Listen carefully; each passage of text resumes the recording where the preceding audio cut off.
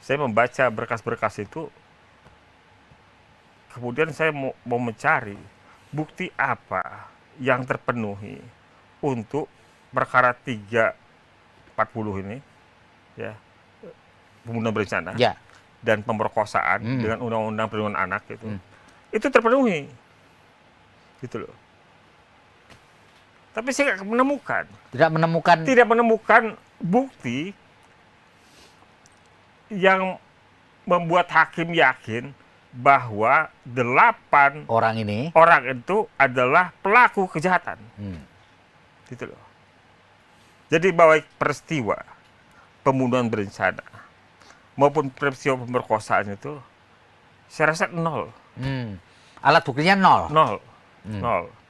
Dan hakim menyatakan di dalam putusannya bahwa berita acara BAP itu ketika mereka dijadikan tersangka itu diambil oleh hakim sebagai alat bukti petunjuk.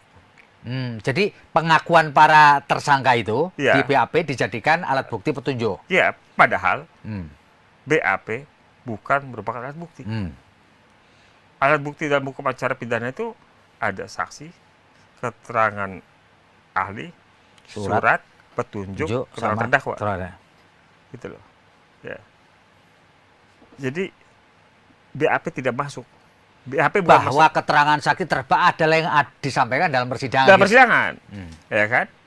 Dan para tersangka terdakwa ini ketika di persidangan semuanya mencabut BAP-nya karena BAP itu dari hasil penyiksaan. Dan tidak ada alat bukti pendukung lain untuk tuduhan itu. Ya. Tidak ada. Jadi 0. Saya tidak menemukan alat bukti untuk menyatakan bahwa unsur dari perbuatan yang dituduhkan itu terpenuhi. Gitu loh. Jadi juga saya coba melihat kalau di peristiwa ini ada 3 TKP. TKP pertama misalnya tempat mereka dipukul oleh kayu sehingga jatuh. Itu di jembatan Talun juga. Ya.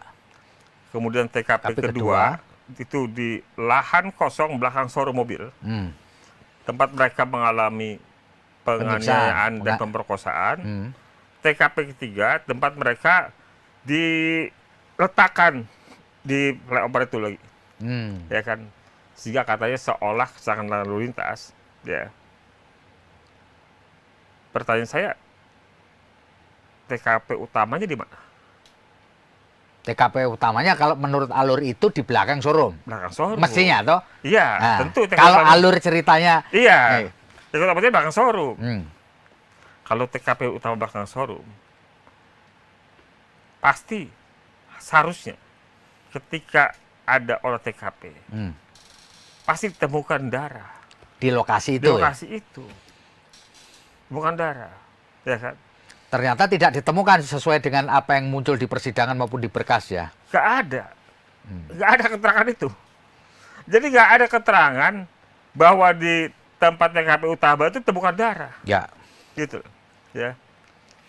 Dan satu temukan darah karena peristiwa itu pas kan penganiayaan di situ ya, terus pemerkosaan pasti darahnya banyak. Gitu loh. Kemudian pelaku ini kan bolak-balik membonceng Vina dan Eki. Ya.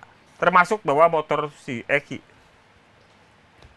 Harusnya di badan pelaku, di pakaiannya, di baju ya, di pakaiannya, itu darahnya korban itu melekat. Ada enggak barang bukti itu? Enggak ada. Enggak ada ya. Enggak ada. Harusnya sidik jari pelaku ada di motor Eki ada. Ada nggak bukti itu? Nggak ada. Gitu loh. Ya. Di lokasi itu ada CCTV nggak sih sebenarnya? Nggak ada. Nggak ada ya? Saya nggak tahu soal ada apa nggak. Tapi kalau dalam konteks berkas ya? Berkas, nggak ada. Nggak ada. Nggak ada. Gitu loh. Jadi nggak ada bukti pendukung untuk menyatakan bahwa para pelaku ini memiliki sesuatu yang menunjukkan bahwa mereka ada hubungannya dengan peristiwa kematian dari Eki dan Vina. Gitu. Ya. Kalau kita lihat di foto yang beredar di jembatan itu kita lihat foto, ada foto yang katanya itu Vina dan Eki, itu ada darah banyak situ. Di lokasi yang di jembatan itu. Tempatan itu mereka ditemukan. Saya bukan dokter, tapi dugaan saya karena darah itu banyak di situlah memang TKP-nya. TKP utamanya di situ. Situ, gitu loh. Dan tidak ada TKP lain. Tidak ada TKP lain. Karena di TKP yang berikutnya menurut alur cerita itu tidak ditemukan darah. Tidak ditemukan apapun. Tidak ditemukan apapun. Ya. Bahkan yang katanya senjata, baik samurai, kayu, batu, yang dijadikan barang bukti pun nggak ada darahnya. Gitu. Nggak ditemukan darahnya. Kalau melihat konstruksi yang dianalisis Abang tadi ya, itu bisa saya simpulkan bahwa Abang meyakini yang terjadi hanyalah kecelakaan. Ya. Sehingga mengakibatkan kedua orang itu kehilangan nyawa. Ya. Karena tidak, misalkan di TKP yang kedua yang dikonstruksikan tidak ditemukan alat bukti, barang bukti. Lalu kemudian orang-orang yang kemudian menjadi pemberi utamanya kemudian tidak dihadirkan di persidangan kayak yang namanya Aib sama si Dede. Lalu kemudian juga orang yang kemudian mengaku sebagai bagian dari Eki mencabut keterangannya. Benarkah kesimpulan saya itu bahwa Abang cenderung mengatakan bahwa ini adalah kecelakaan tunggal? Iya. Jadi juga ada hal yang menarik, Sebi. Ini juga nggak lazim ya. Ini anak-anak ini, anggaplah benar sebagaimana dakwaan pada perkara itu ya, melakukan pembunuhan pemerkosaan. Gitu.